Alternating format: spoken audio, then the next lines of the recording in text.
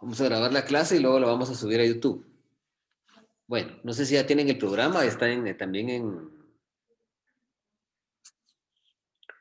El programa está en... En Classroom. Ajá, ¿ya lo vieron, no? Sí, en la guía programática. Ajá, la guía programática, sí, cabal. Bueno, la guía programática la tenemos aquí.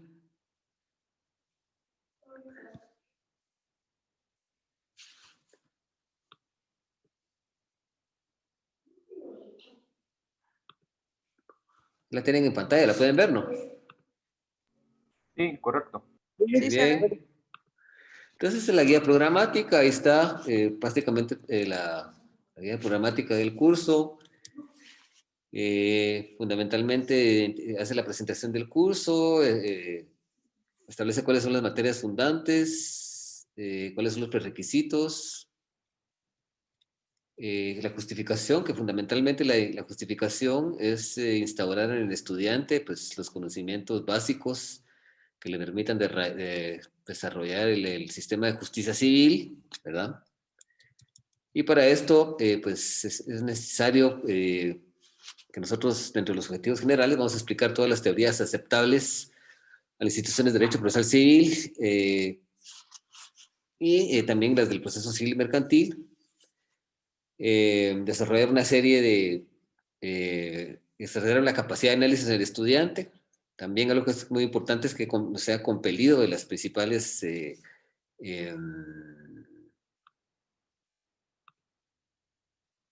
las primeras instituciones del derecho procesal civil, que en esta parte es bastante, bastante teórico.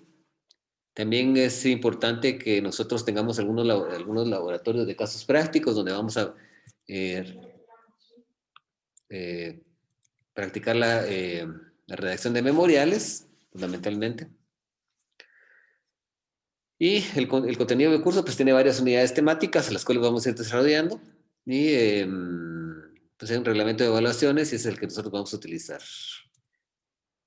Básicamente, hay algunas cuestiones aquí que no vamos a pasar como organizar en grupos, ¿verdad? Eso sí va a ser un poco difícil que organicemos grupos por cuestiones de la pandemia, ¿verdad? Entonces vamos a tratar de trabajar aislados en la manera de lo posible. Tal vez, si a finales de semestre logramos tener alguna clase presencial, pues miremos qué podamos hacer en ese respecto. Y dentro de los textos que son los adecuados, la bibliografía tiene varios textos que vamos a analizar al final, pues vamos a analizar los temas introductorios como el derecho objetivo, el derecho sustantivo, los aspectos generales hipotéticos del derecho procesal, la definición de derecho procesal civil.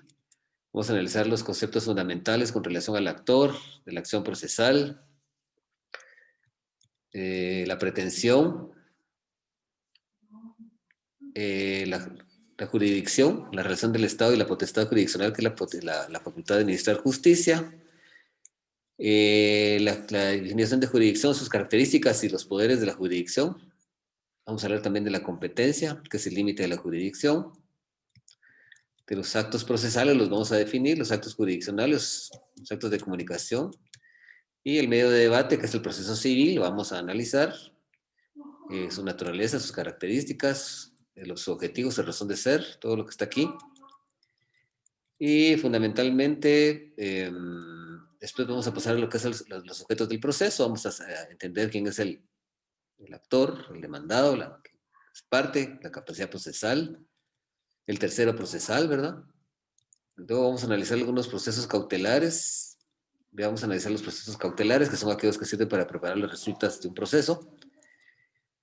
Y luego vamos a la actividad preparatoria, vamos a analizar un poco las pruebas anticipadas, que son las que sirven para preparar juicio, y luego pues tendríamos que analizar la demanda. Tal vez la analicemos antes de todo esto, porque para poder plantear una prueba anticipada, para poder plantear ese tipo de diligencias preparatorias del proceso, pues hay que tener los requisitos de una primera solicitud que están en el artículo 61 del Código Procesal Civil Mercantil. Y vamos a analizar el derecho de defensa en juicio, cuáles son las actitudes del demandado. De todas estas, pues hay una amplia gama.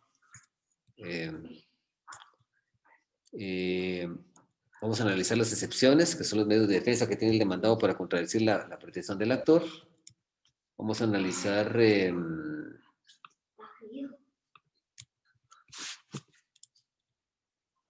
este tipo de excepciones, su trámite, contestación de demanda, la actividad probatoria, vamos a hablar de la teoría general de la prueba y vamos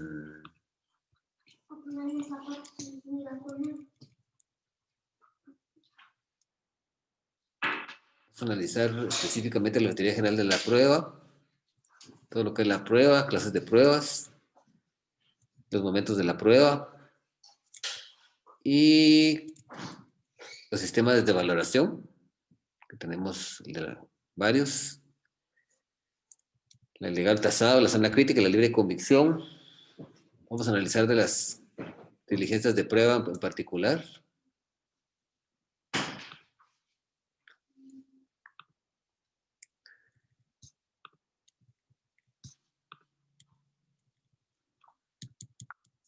Analizar todas las diligencias de prueba.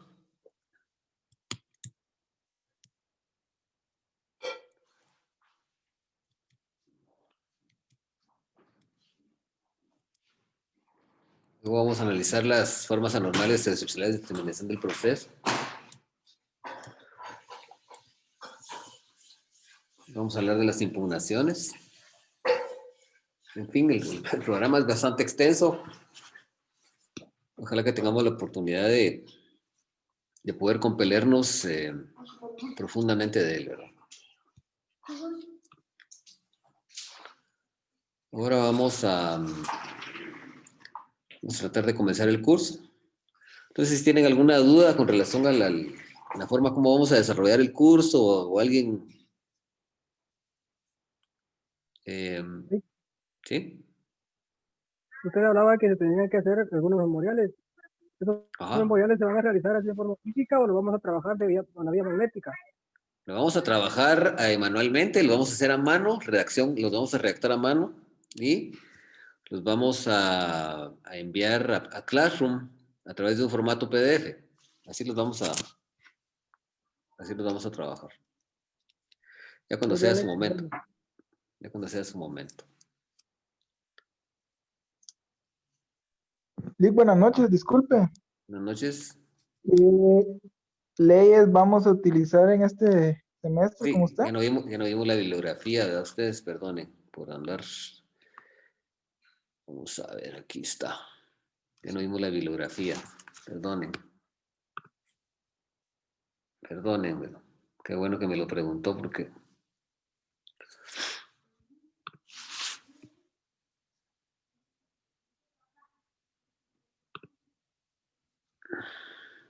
Permita.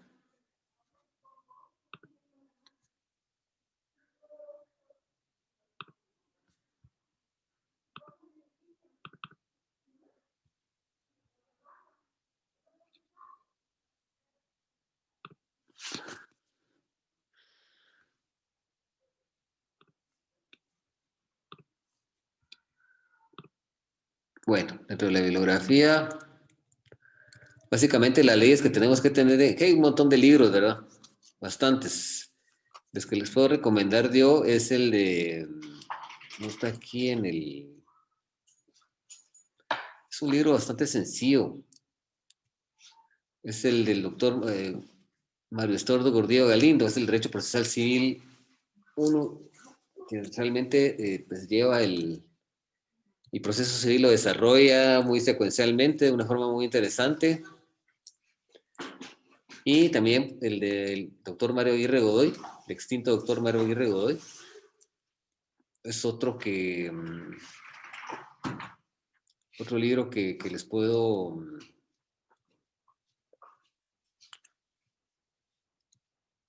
les puedo recomendar. Es un muy, muy buen libro, la verdad. Es un libro muy importante.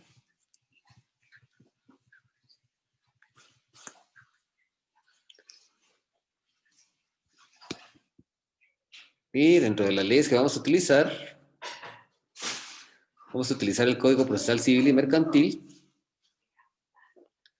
la Constitución Política de la República de Guatemala, y el programa no tiene, pero también deberíamos de utilizar la ley del organismo judicial. Creo que ustedes lo utilizaron para teoría del proceso, ¿verdad? Sí, Lex. Ok. Entonces, la Constitución Política de la República de Guatemala y el Código Procesal Civil y Mercantil. Básicamente eso. Bueno, jóvenes, ¿tienen alguna otra inquietud? Si no, pues comenzamos ya de lleno entremos en materia, ¿verdad? Porque el tiempo apremia, el programa es realmente, ya lo han visto ustedes, el programa es masivo, es grandísimo, ¿verdad? La verdad que es bastante amplio.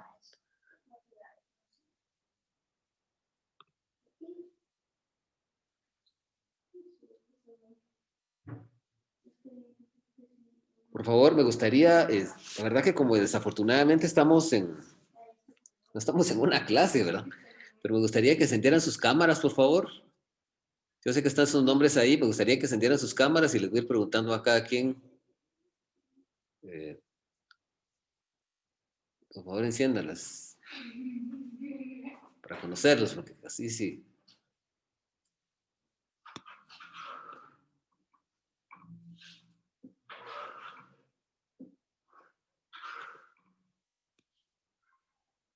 Muy bien, la verdad que qué gusto tenerlos por acá, ¿verdad?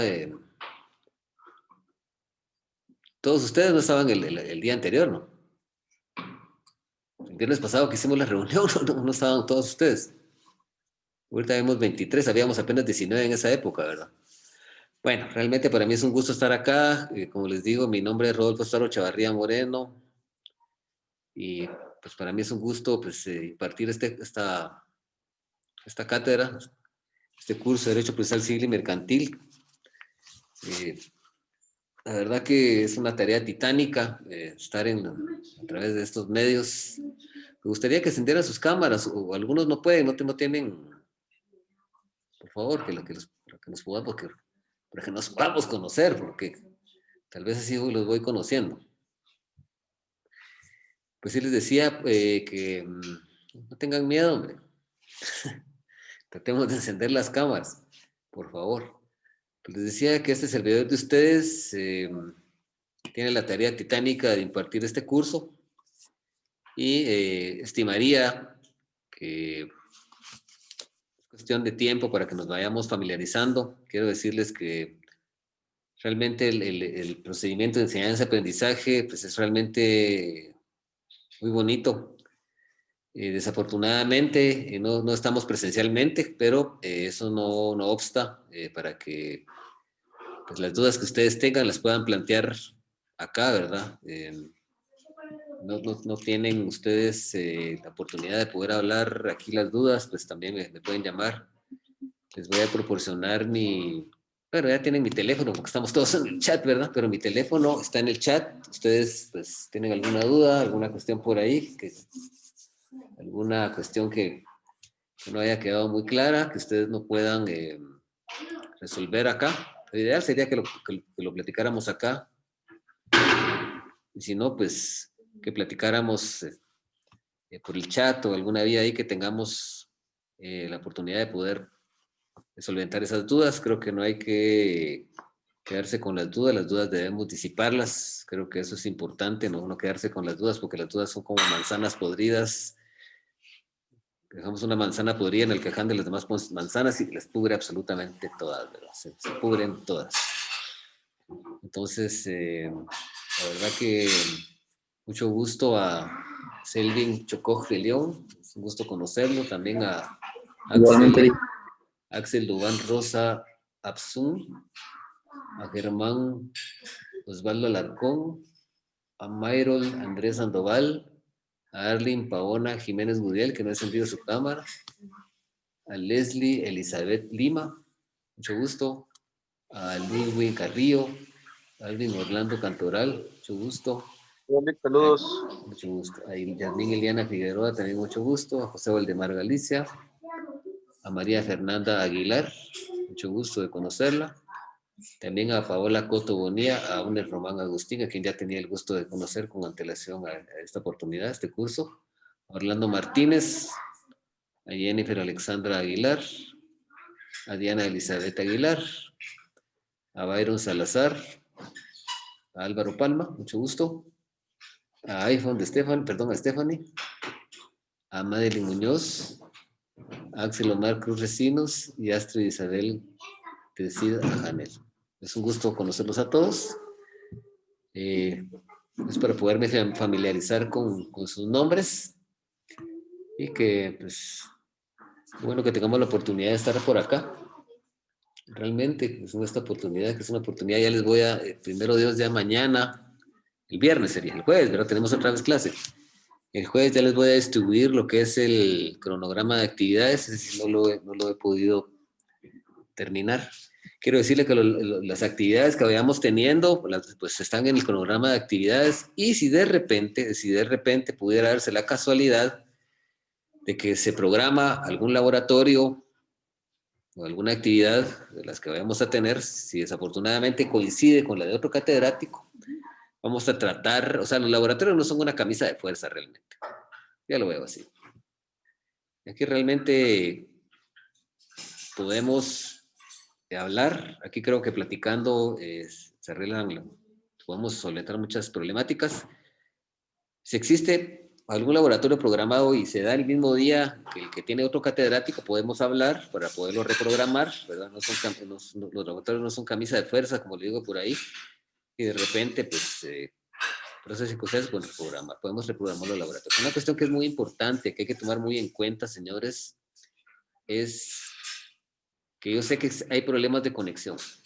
Yo sé que algunos tienen problemas de conexión porque no tienen buen internet o porque por cuestiones X o Y, ¿verdad? Financieras. A veces es un poco probable que eso pueda suceder. Pues si alguien no se hizo el laboratorio, pues hágamelo saber inmediatamente, por favor. No me vaya a venir a pedir el laboratorio a finales del semestre, ¿verdad? Porque hay algunos que han venido y me buscan al mes y medio de que hicimos el laboratorio, y no solo piden ese laboratorio, sino que todos los demás del semestre. Entonces, si eso sucede, pues yo entiendo que los problemas de conexión pueden darse, ¿verdad? O sea, sabemos que esto es un problema eterno, ¿verdad?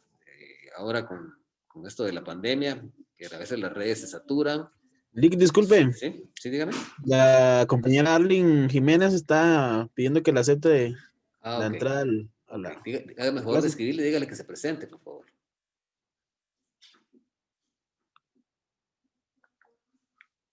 Bueno. Entonces les decía, por favor, los compañeros que acaban de conectarse, conecten su audio, por favor. Entonces les decía, buenas noches a Arlene Jiménez y a Axel Omar Cruz Recinos, ¿verdad? Son los que se acaban de incorporar. Mucho gusto. Entonces, les decía que es importante eso de los laboratorios. Yo sé que hay problemas de conexión, pero tampoco no querramos venir a dormir al sueño. ¿Sí? O sea, no me vayan a venir a pedir un laboratorio que ya se realizó hace 2 o 3 meses.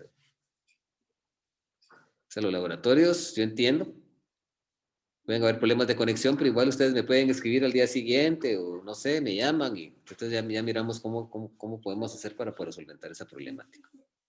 Básicamente eso, creo que eso es algo muy importante.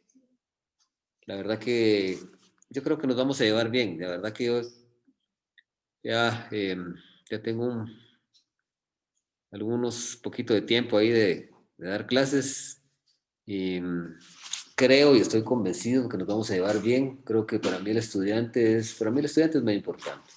Creo que es nuestro futuro. Ustedes son el futuro de nuestro país y esperamos que ustedes algún día logren ver la democracia y que por lo menos sean las personas que puedan rescatar nuestro Estado de Derecho, ¿verdad? En este crisis que vivimos a nivel del país. La verdad que recientemente hemos tenido vivimos una crisis, no de la pandemia exactamente, sino que a nivel del derecho tenemos una crisis realmente enorme, ¿verdad? Una crisis realmente enorme. Hay algunos poderes oscuros que se han apoderado de nuestra justicia y esperamos que ustedes sean los que nos rescaten, ¿verdad? Ustedes sean los que nos rescaten, tienen esa labor titánica. Y pues realmente me pongo a sus pies.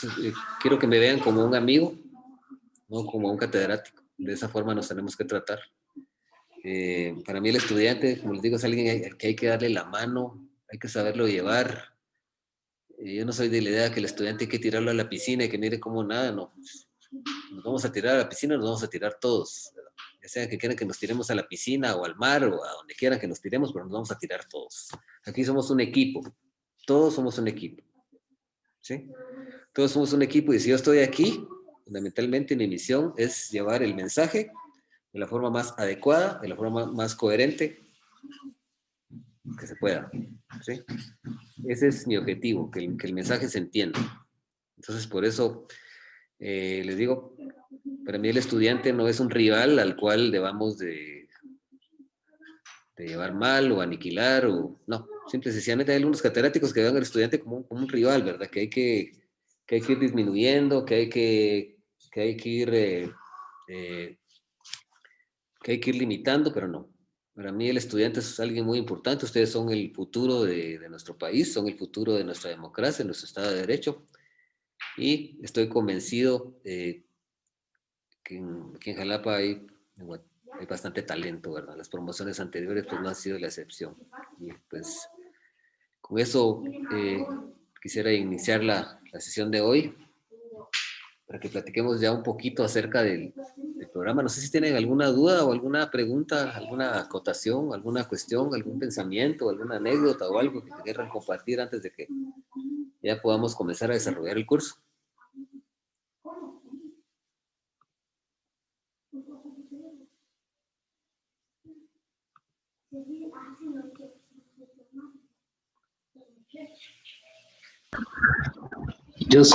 Disculpe, yo lo que pude leer del programa, de la guía, habla de casos, de análisis de casos, son casos que vamos a resolver en su momento o solo se van a plantear y analizar cómo procede en una jurisdicción de un tribunal.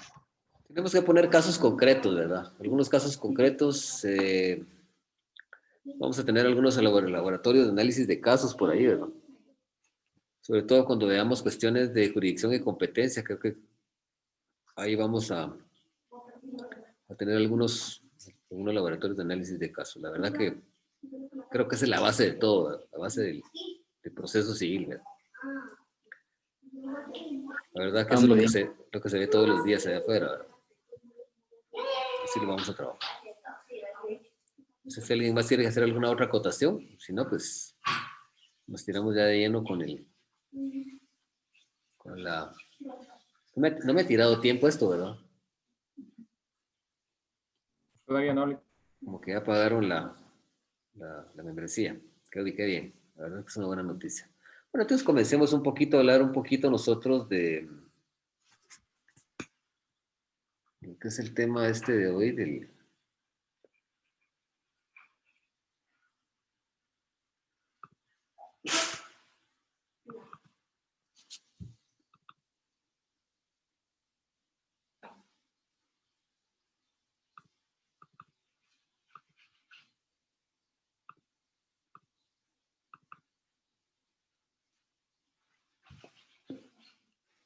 Bueno, perfecto.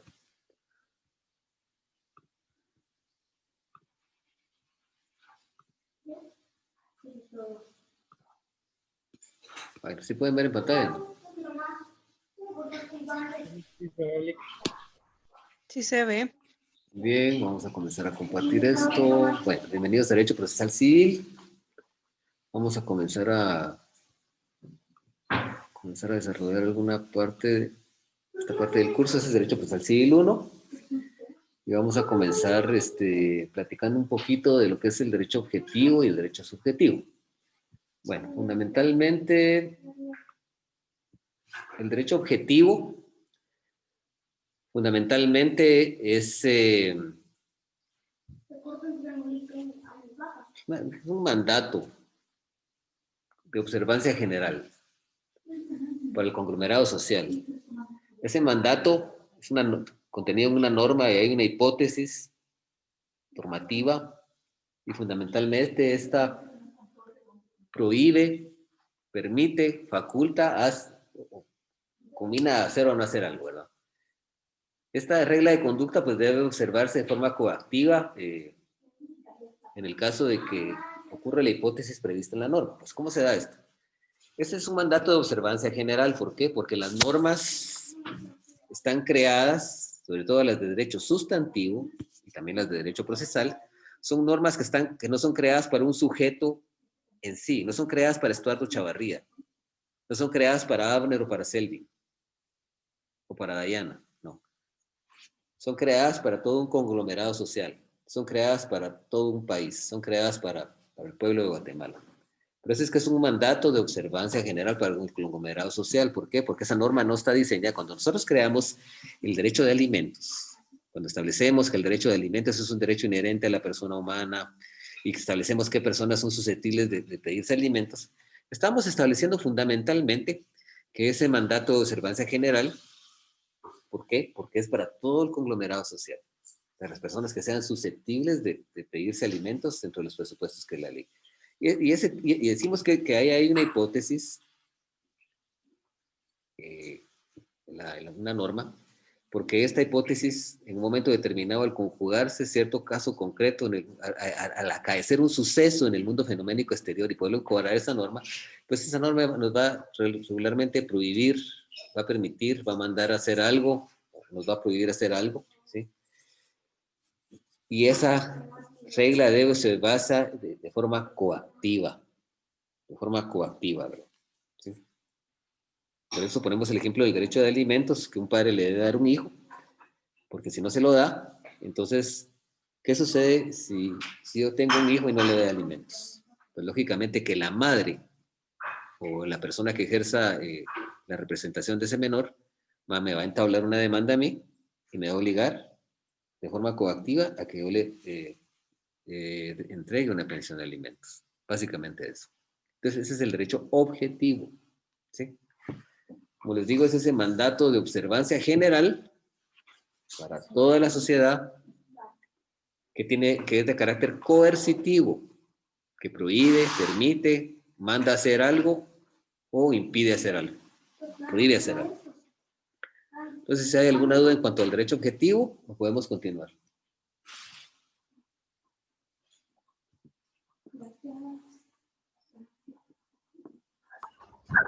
No tenemos duda, Lee. Okay. Vamos a hablar ahora sobre el derecho subjetivo. El derecho subjetivo es a la inversa, la otra cara de la moneda, ¿sí? El derecho subjetivo,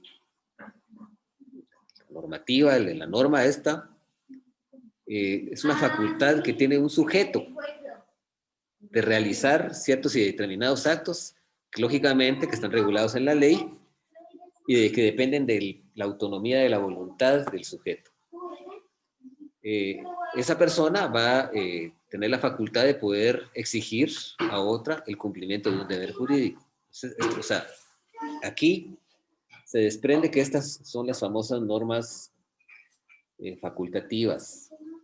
El derecho subjetivo es facultativo. Cuando hablamos del derecho de autonomía de la voluntad, acuérdense que la autonomía de la voluntad fundamentalmente es un instituto del derecho de obligaciones, del derecho civil, y la autonomía de la voluntad fundamentalmente consiste en que los sujetos que intervienen en una relación jurídica contractual, por ejemplo, una compraventa, por ejemplo, un arrendamiento, una permuta, ese tipo de contratos, los sujetos cuando se obligan, ¿sí?, a través de la autonomía de la voluntad, establecen de qué forma se van a obligar. Si yo voy a comprar una casa, a través de la autonomía de la voluntad, conversando con mi vendedor, pues vamos a ponernos de acuerdo pues, qué precio va a valer el objeto que me va a vender, si va a ser un vehículo, si me va a vender una casa y de qué forma yo le voy a pagar. Esa es la autonomía de la voluntad. Entonces, el derecho subjetivo va íntimamente ligado a la autonomía de la voluntad y algo que nosotros conocemos como normas morales, vulgar y coloquialmente hablando, como el libre albedrío, ¿sí? El libre albedrío. Entonces, fundamentalmente el derecho subjetivo es una norma de tipo facultativo. Es decir, el sujeto, existe una norma, ¿sí?, de observancia general también, como en el caso anterior, pero este sujeto puede, a través de su autonomía de la voluntad, decidir si va a exigir el cumplimiento de esa norma o no lo va a exigir. Ejemplo, caso concreto, el derecho que tiene artículo 113 creo que es del Código Civil, el derecho que tiene la mujer casada de agregar a su propio apellido el del hombre casado. Es un derecho, más no una obligación. Si fuera obligación, diría, si la mujer casada no agrega el apellido de su esposo al suyo, será multada con una multa de tanto, o será penada con tanto, etcétera, ¿verdad? Alguna norma de carácter coercitivo, una condición sine qua non que la obligue a usar el apellido. Pero es un derecho subjetivo. Es un derecho subjetivo, es una facultad. ¿Hay alguna duda? No, Lick, todo claro. Bueno, Disculpe, Lick, no sé si estará bueno Manda. mi código, porque el artículo 113 dijo. fíjese que no tengo a la mano el Código Civil, pero Ya. ahí lo dice, Así que Ajá, no, permítame. este 113 aparece derogado, por eso decía yo. 112. El La epígrafe mujer. del artículo dice de apellido de la mujer casada. 108 es Lick. Ah, perdón. No estaba tan lejos, ¿verdad? ¿Qué dice ahí? Apellido de la mujer casada. Por el Ajá. matrimonio, la mujer tiene derecho a agregar a su propio apellido el del cónyuge, el de su cónyuge, y de conservarlo siempre, salvo que el matrimonio se disuelva por nulidad o por divorcio. Muchas gracias. Muy amable. Bueno, no estábamos tan perdidos, ¿verdad? Excelente. Bueno, ya que no existe ninguna duda, entonces vamos a seguir. Entonces, ¿o hay alguna otra pregunta con relación a esto? Entonces, sigamos.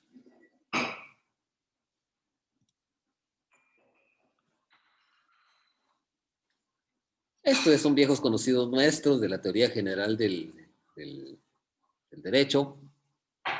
Sabemos que el derecho sustantivo es la norma aplicable al caso concreto, ¿verdad?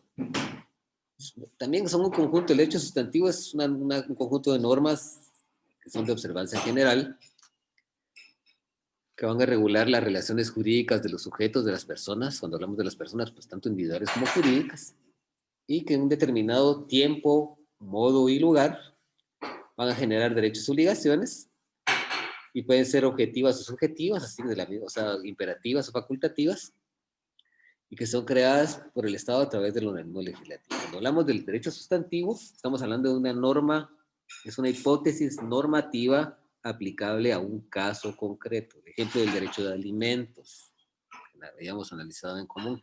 El caso concreto de que toda persona tiene derecho a un nombre, a una identidad, ¿sí? Son normas de derecho sustantivo. El orden de la sucesión intestada, ¿verdad?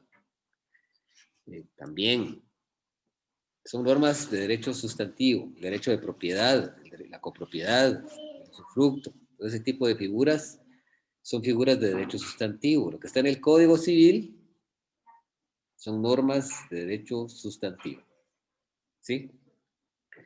Y fundamentalmente lo que van a hacer es regular relaciones jurídicas. ¿De qué naturaleza? Tanto objetivas como subjetivas. O sea, tanto de carácter coercitivo como facultativas. ¿Y quién va a ser el encargado de crear esto? Pues es el Estado a través del órgano legislativo, pero aquí tenemos que hacer una excepción porque recordémonos que el Código Civil es un decreto, ley, no es un decreto, o sea, legislativo. Recordemos que el órgano técnico específico, especializado para crear norma, para que genere derecho, es el organismo legislativo. De ahí emana la ley. ¿Sí? En este caso en particular, el Código Civil y el Procesal Civil Mercantil son decretos leyes que fueron creados por un jefe de Estado, que fue Enrique Peralta Zurdia, en 1965 aproximadamente. Y Enrique Peralta Zurdia es un caudillo de un golpe de Estado que rompió el orden constitucional del país y pues, se erigió como jefe de Estado y él creó el Código Civil y el Código Procesal Civil y Mercantil. Hasta la fecha, pues, no sigue rigiendo, ¿verdad? Pero pues, sí, ese fue un decreto ley en su momento. Y el derecho objetivo, que es un conjunto de normas que va a establecer una serie de forma ritual, una serie de procedimientos, una serie de mecanismos, que su objetivo fundamental es facultar a los miembros de un conglomerado social para materializar para obtener la aplicación del derecho sustantivo. Y fundamentalmente el derecho objetivo, su objetivo principal es la aplicación de la justicia. Materializar la aplicación de la justicia, porque el sujeto que actúa dentro del derecho adjetivo está reclamando justicia. Reclama justicia, ya sea porque promueve una demanda y ejerce una acción, y en esa acción va una pretensión, que lo vamos a explicar más adelante, y del otro lado, pues lógicamente que tenemos al demandado, que es el que va a contradecir o contrarrestar a través de su derecho de defensa lo que esa persona le está reclamando. Si el padre, si la madre le exige una pensión de alimentos de 10,000 quetzales al papá que gana 2,000 quetzales, pues el papá tendrá su derecho de defensa para expresarle al juez que él gana 2,000 quetzales, que acredita con los documentos justificativos expedidos por su patrón o expedidos por su contador que él gana 2,000 quetzales y que no puede pagar una pensión de 10,000 quetzales. Está ejerciendo su derecho de defensa. Entonces, el derecho objetivo, pues es ese conjunto, es ese sistema de normas, ¿verdad? Un sistema de normas que establece una serie de procedimientos ritualmente para poder materializar el derecho sustantivo. ¿Cómo sería que nosotros vamos a exigir el cumplimiento a un sujeto para que se le fije una pensión alimenticia y para que la ley le obligue? En primer lugar, tendríamos que acudir a la vía del juicio oral. Tendríamos que promover la demanda en un proceso de conocimiento que es el juicio oral. Ahí tenemos que entablar. Hablamos en el juicio oral, entonces ahí se le tiene que fijar una pensión. ¿Sí? El juicio oral establece que la demanda, los requisitos de la demanda conforme al artículo 61, cómo debe plasmarse, cómo debe diligenciarse, que establece que son 2 o 3 audiencias, una suma tercera en caso de ser necesaria, establece todo el proceso, ¿verdad? Y el sujeto, el demandado, también tiene pues, la oportunidad de ejercer su derecho de defensa, contestando la demanda, aportando pruebas, es decir, hay una serie de actos que la ley está, o sea, si yo quiero una pensión alimenticia, no es porque yo la quiera ya, que me la den ahorita, ¿no? Tengo que agotar el debido proceso. ¿Qué quiere decir agotar el debido proceso? Agotar esa serie de actos que están establecidos en la ley para que el juez fije la pensión. Es decir, tengo que ir a un proceso, de una serie de pasos que establecen que hay una demanda, luego hay una demanda de un emplazamiento, luego hay un periodo de prueba, tenemos la vista, se dicta sentencia, luego se puede impugnar esa sentencia, vamos a una segunda instancia, vamos a una vista de una segunda instancia, se dicta sentencia, las partes alegan esa segunda instancia, hay una casación, etc. Hay una serie de actos rituales establecidos en la ley que debemos cumplir. No sé si hay alguna duda en estos momentos.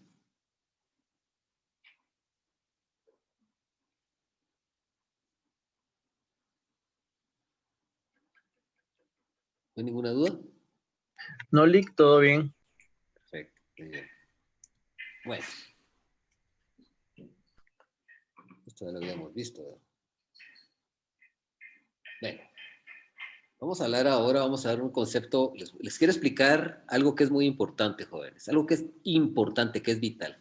Estas definiciones que yo les estoy dando, no quiero que me las vayan a aprender como que son un loro, y que me las vayan a explicar de memoria en un examen. No.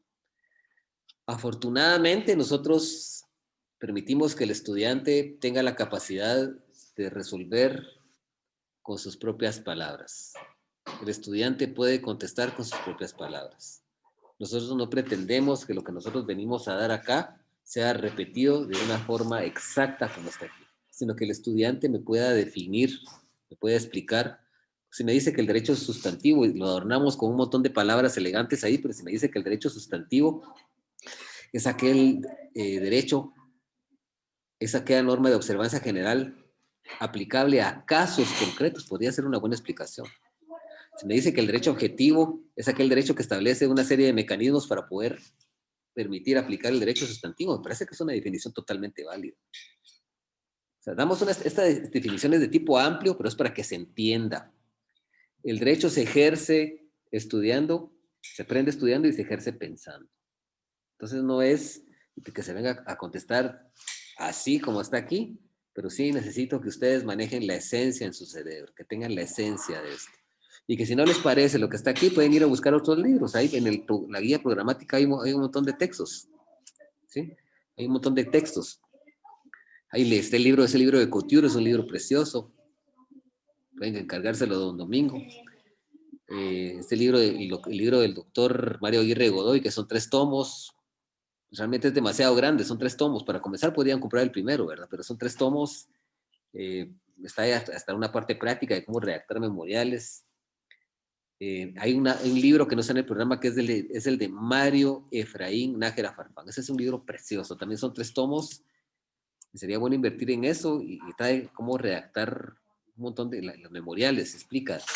Esa a veces es una de las cuestiones que nos cuesta mucho, sobre todo en la práctica, en el ejercicio de las justas forenses, ¿verdad? Que es lo que nos vamos, por eso nos estamos entrenando en este curso, para las justas forenses en materia civil. Y también tenemos el libro del doctor Mario Estuardo Gordillo Galindo, a quien tuve la dicha de ser mi profesor, fue mi profesor, y es un personaje muy connotado. Es un libro pequeño, sencillo. Ese valdría la pena, que es un libro muy caro. Ese lo podrían ustedes obtener con don Domingo también. Y si no, puedo hablar yo con el profesor Mario Aguirre, Mario Estuardo Gordillo Galindo, quien fue mi profesor y hasta la fecha sigue siendo mi maestro, a quien tengo la inquietud de poderlo invitar a que nos venga a dar una cátedra de Derecho Procesal Civil acá. Ojalá que Dios nos dé licencia y que el profesor le dé el tiempo, porque también él imparte Derecho Procesal Civil todavía. Desde más o menos 1982-83, él fue mi maestro.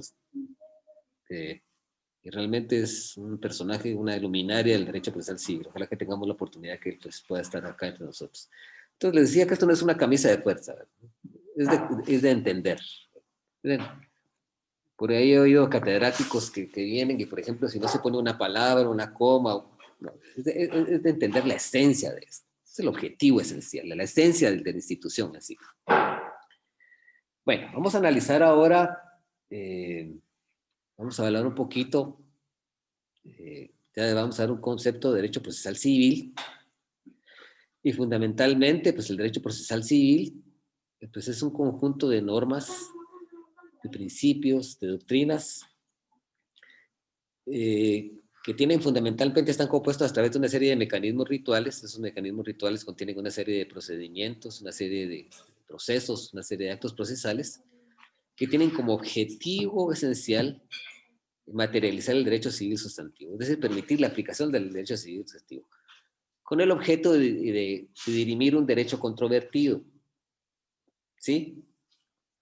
El derecho procesal civil, cuando hay un derecho controvertido, es que hay 2 partes en pugna.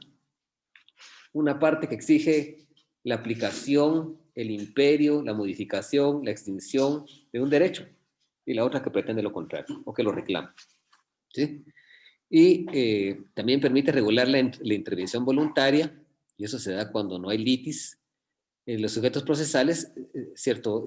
Con respecto a ciertos y determinados actos que establece la ley, que no requieren intervención de parte contraria, y que requieren la intervención de un juez para tutelar ciertos derechos, y con el objetivo específicamente de la observancia de los derechos, de las garantías, de los derechos fundamentales que están regulados por los sujetos procesales, pues no solo en el Código Procesal Civil Mercantil, sino también en la cuestión política de la República de Guatemala, y lógicamente que también en los tratados internacionales que han sido ratificados por la República de Guatemala. Cuando establecemos fundamentalmente que en el concepto del derecho procesal civil, que es un conjunto de normas, estamos hablando que sí. ¿Por qué? Porque son varias normas, no es solo una. Están reguladas en el Código Procesal Civil y Mercantil, en la Constitución Política de la República de Guatemala, la Ley de Organismo Judicial y demás tratados internacionales de derechos certificados por Guatemala. Y también es un conjunto de principios. El derecho procesal civil tiene principios que desafortunadamente no tienen una regulación muy expresa, así como, como los que están en el Código Penal, el Código Procesal Penal, los primeros 20 artículos, 22, establece algunas garantías y sobre todo derechos fundamentales y los principios. Cuando hablamos de los principios, estamos hablando que son aquellos máximos postulados, el proceso de una institución, aquellos máximos postulados de una rama, de una materia del derecho, de la ciencia jurídica, que nos van a permitir establecer cómo es que el legislador debe regular va a legislar, y lógicamente cómo los sujetos van a aplicar ese derecho. Por ejemplo, vamos a ver que hay varios principios. Por ejemplo, el principio de inmediación procesal. donde se establece que los sujetos procesales deben estar en contacto directo en la producción de los actos procesales, en la producción de la prueba. El principio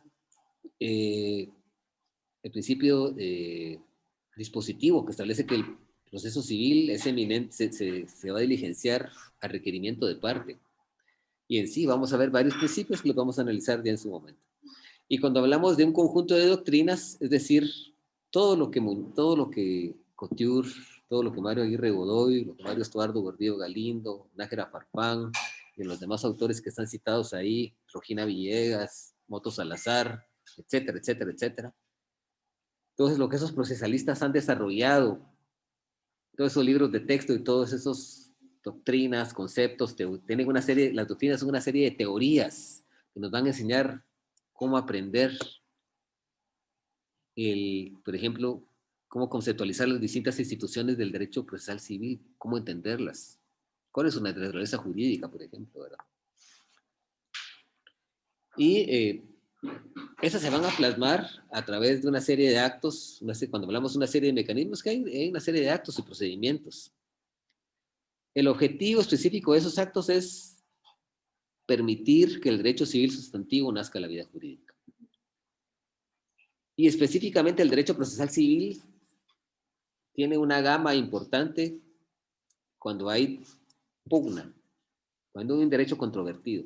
Para eso son los procesos de conocimiento, donde se va a dilapidar, cuando se va a dilucidar y establecer a quién le asiste la razón jurídica, a quién, cómo el juez debe impartir justicia, qué es lo que va a acoger el juez, si es la demanda o la contestación de demanda.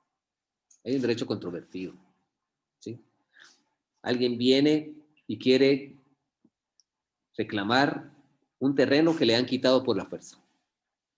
¿Cómo lo va a hacer? ¿Qué vía va a utilizar? Por lo pronto podría decirles que podría utilizar la vía del juicio sumario, si es un intruso. O, por ejemplo, podría ir a través de la vía del juicio ordinario y promover una reivindicación de la propiedad. Pero son casos hipotéticos que nosotros hablamos ahora. Entonces, cuando existe esa pugna, cuando existen dos sujetos que están peleándose un derecho, cuando están estableciendo que un sujeto quiere reclamar al otro la extinción de un derecho, la modificación o el imperio de una norma para hacerlo valer a su favor, ya sea porque se modifica, se extingue, o se quiere hacer valer un derecho que se quiera legitimar porque le corresponde por ley. Entonces estamos en un derecho, en una pugna, ese es un derecho controvertido y ahí tenemos que ir a un proceso de conocimiento. Y más adelante vamos a establecer cuáles son esos procesos de conocimiento, vamos a establecer que existe un juicio ordinario, un juicio oral, que existe también un juicio arbitral, ¿sí? Que existe un juicio sumario, y ahí vamos a establecer que estos son procesos de conocimiento. Pero en el derecho procesal civil no solo hay pugnas, no solo hay derechos controvertidos a través de los cuales pretendamos dilucidar a quién le asiste esa razón jurídica, ¿no? También existen procesos en donde existe la intervención voluntaria de un sujeto. Y para que el Estado pueda satisfacer la solicitud de ese sujeto, eso se da en la fase normal del derecho, donde no existe derecho controvertido, donde no existe pugna. Por ejemplo, aquella persona que desea cambiarse de nombre, ¿verdad? O aquella mujer que desea que se reconozca su hijo, ¿verdad? Un reconocimiento de preñez, ¿verdad? O, por ejemplo, una rectificación de partida, las subastas voluntarias, el proceso sucesorio intestado, donde se pretende declarar como herederos a ciertos sujetos, ahí no hay pugna. Entonces, esos son la famosa jurisdicción voluntaria, los procesos voluntarios, la jurisdicción voluntaria. Un divorcio por mutuo consentimiento, por mutuo disenso, donde los sujetos no están en pugna, sino que quieren divorciar, también es la vía de la jurisdicción voluntaria, la vía voluntaria. Entonces, vamos a dar cuenta que también existe la intervención voluntaria, que es la vía de la jurisdicción voluntaria. Fundamentalmente, entonces, el derecho civil no solo va a regular pugnas, sino que también derechos que pretenden la tutela del Estado y que establecen un procedimiento, por ejemplo, para poderme identificar el nombre, para poderme cambiar el nombre, para poder rectificar mi partida de nacimiento, para poder diligenciar un proceso sucesorio, ¿verdad? Esa es la vía voluntaria. Y, lógicamente, que el objetivo principal, cuando se va a venir y se va a disipar esa controversia a quién le asiste el derecho, o se va a legitimar el derecho de una persona que la ley le asiste en la vía voluntaria, porque está reclamando algo sin que exista pugna. Lógicamente que hay un objetivo principal que es la aplicación de la justicia. Y la aplicación de la justicia lleva como aspecto fundamental la observancia de derechos. ¿Qué derechos? Los derechos individuales que están en el Código Civil, derechos sustantivos, derechos fundamentales. Cuando estamos hablando de los derechos fundamentales, señores, estamos hablando de los derechos inherentes a la persona humana, los derechos humanos. ¿Sí? Derechos humanos de primera, segunda, de tercera generación, el derecho a la vida, el derecho de elegir y ser electo, el derecho de reunión y manifestación público, son derechos fundamentales. Aquí los derechos más fundamentales son el principio jurídico, el debido proceso, el derecho de defensa, el derecho de petición, el derecho de impugnación de las resoluciones judiciales, el derecho de la tutela judicial efectiva, ¿sí? Y también tenemos una serie de garantías, las garantías son esos mecanismos que sirven para poder permitir que esos derechos fundamentales nazcan a la vida jurídica. Y regularmente tenemos, por ejemplo, como los recursos y remedios procesales, como la acción para el procedimiento para promover una demanda, pues nos vamos a hacer valer esas son garantías del debido proceso. Dentro de esas garantías también tenemos la acción de amparo, la acción de inconstitucionalidad de casos concretos, entre otros. Y eso sirve como el objetivo para permitir la aplicación de la justicia. Y aplicar la justicia significa darle a cada quien lo que corresponde. No sé si tenemos alguna duda.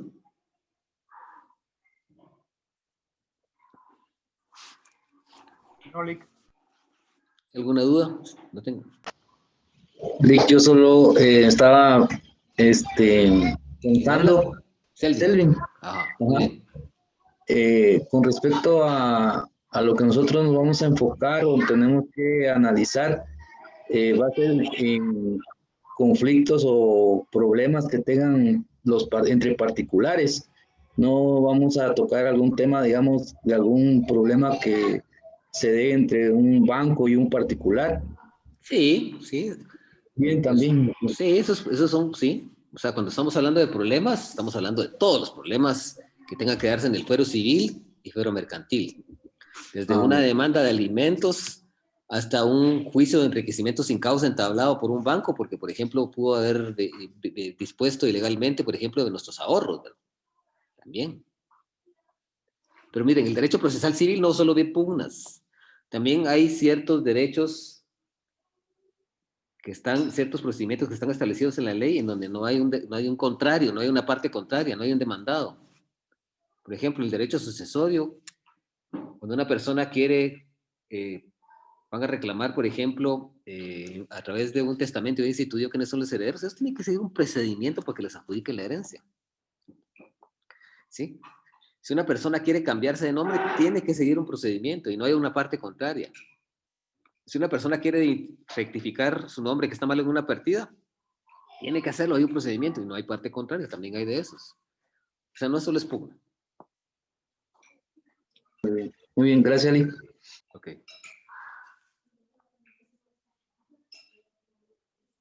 Vamos a seguir. Tenemos algunas otras definiciones aquí. Tenemos una de Eduardo Couture, que está ahí, que ustedes la pueden ver.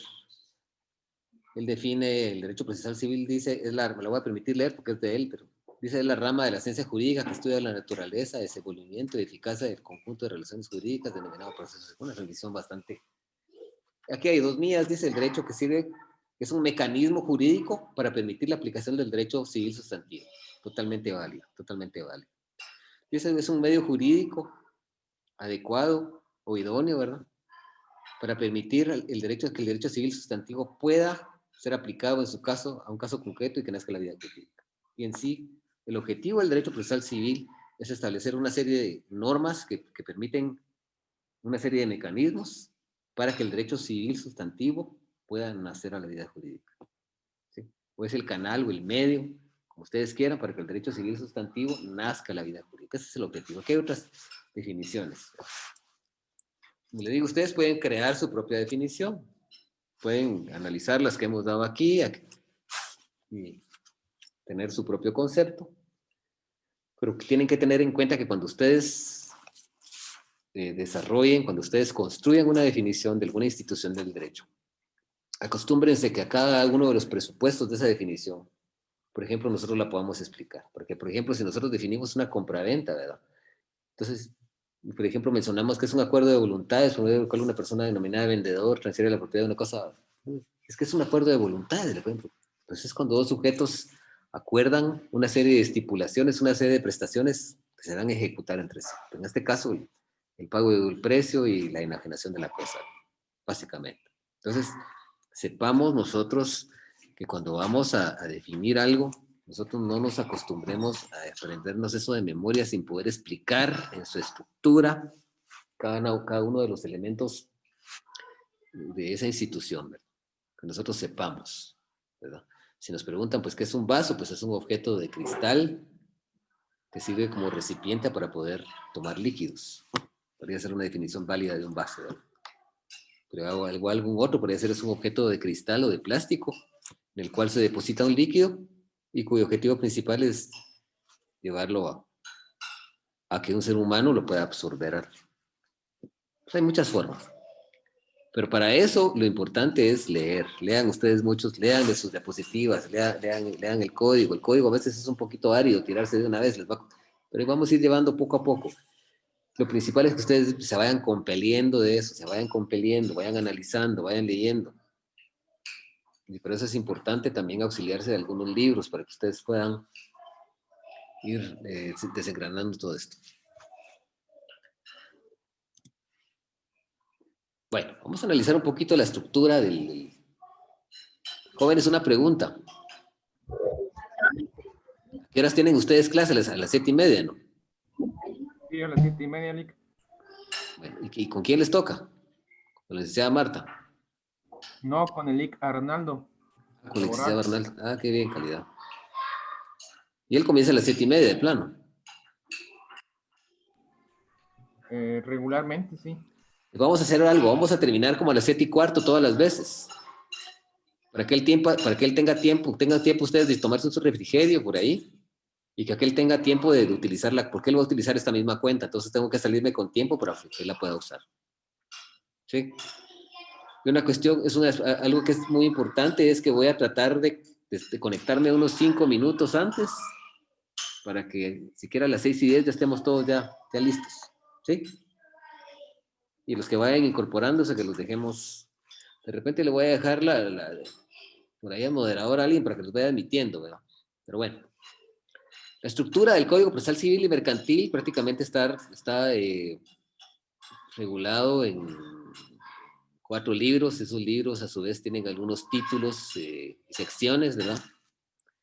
Pues el libro primero va a regular las disposiciones generales. Ahí vamos a encontrar prácticamente todo lo relativo a la competencia, todo lo relativo a la capacidad procesal, todo lo relativo a la forma como se deben desarrollar los actos procesales, cómo se van a realizar las notificaciones, cómo se va a materializar la demanda, todo ese tipo de cosas, ¿verdad? El libro segundo van a haber procesos de conocimiento. Y quiero decirles que los procesos de conocimiento son aquellos procesos en donde existe un derecho controvertido. Es decir, existen 2 sujetos que se están disputando un derecho. 2 sujetos. Regularmente los vamos a conocer aquí como actor y demandado, que más adelante los vamos a definir. Tenemos nosotros un libro tercero, que es de los procesos de ejecución. Es un poquito hablar de eso, pero los procesos de ejecución, ya ese derecho ya ha pasado por un proceso de conocimiento o a través de una disposición contractual. Es un derecho que existe y nosotros vamos a pretender que ese derecho se haga valer, se ejecute. Por ejemplo, si yo firmo un reconocimiento de deuda ahorita y me reconozco deudor de Abner, ¿verdad? Y le tengo que pagar a Abner 15,000 quetzales el otro miércoles, y no se los pago, entonces Abner con ese documento que yo le firmé va a ir a la vía del juicio ejecutivo, ¿verdad? Me lo va a cobrar.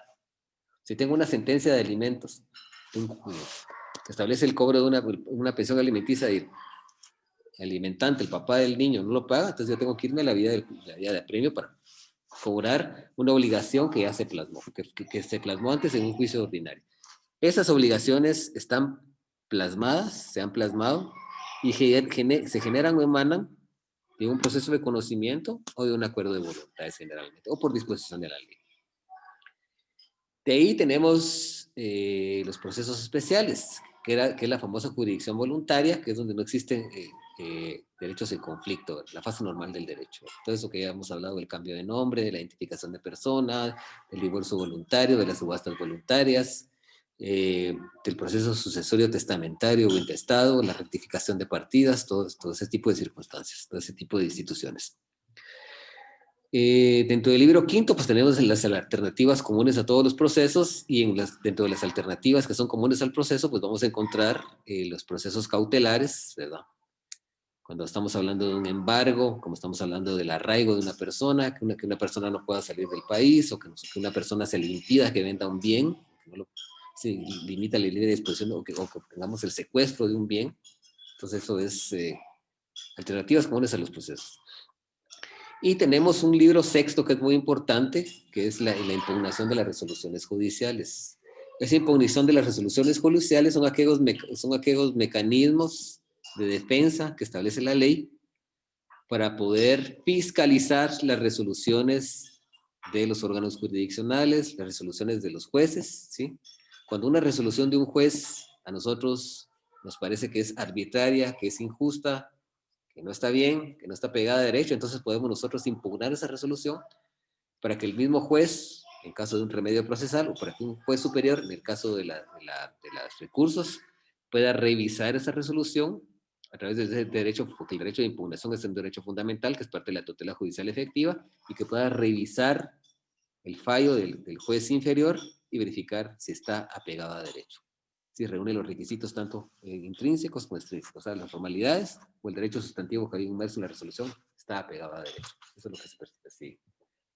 Por ahora, nos vamos a quedar por aquí. No sé si tienen alguna duda. Vamos a retomar esto de los libros la próxima vez. Y en esta parte, pues vamos a continuar la siguiente clase. No sé si tienen alguna duda. Lick, disculpe, ¿Sí? no sé si solo a mí me pasaba que al parecer la diapositiva no se veía. O sea, se había quedado. Cuando sea así, hable, para que podamos corregir eso. Sí, ¿Sí? no, yo pensé que era cuestión de mi tablet que no se veía bien. ¿Les pasó eso a todos, no? No, a mí sí se Yo veía creo bien. que será de tu tablet, Axel. A mí sí. Miren, sería importante, yo las diapositivas, ya están en el grupo. Entonces, lo saludable sería que pues yo las voy a ir reproduciendo aquí, no tengan pena, si hay algún problema ustedes no tengan miedo en hablar, si hay la transición a veces es un poco lenta, ¿verdad? Entonces, pero esta aplicación es maravillosa, la verdad que es preciosa. Aquí todo el flujo de datos es bastante Yo, ágil, ¿verdad? de hecho, la iba viendo en mi teléfono, por eso pensaba que tal vez algún inconveniente había habido con respecto a eso, pero tal vez sí era la tablet. Gracias.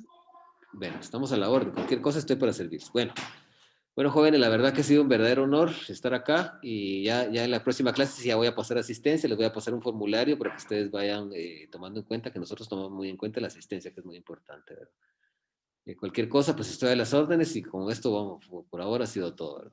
Que tengan una feliz noche. Feliz noche, Lick. Chao, feliz noche. Muchas Bendiciones. gracias, Lick. Un Ha sido un gusto. verdadero gusto, un gusto. Feliz noche. Feliz noche. Feliz noche, Lick. Feliz noche.